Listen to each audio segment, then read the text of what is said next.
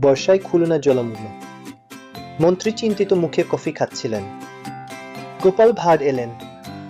মন্ত্রী বললেন, গোপাল, শহরের এই সমস্যার সমাধান কি? গোপাল বললেন, সমাধান আছে, তবে জাদু চাই। মন্ত্রী অবাক হয়ে বললেন, জাদু মানে? গোপাল বললেন, খালন্দি দখল, নিকাশি বন্ধ, তাই শহর ডুবছে গিয়ে। গোপাল বললেন, ঘোষণা করুন, সবাই এক পায়ে দাঁড়িয়ে থাকুক।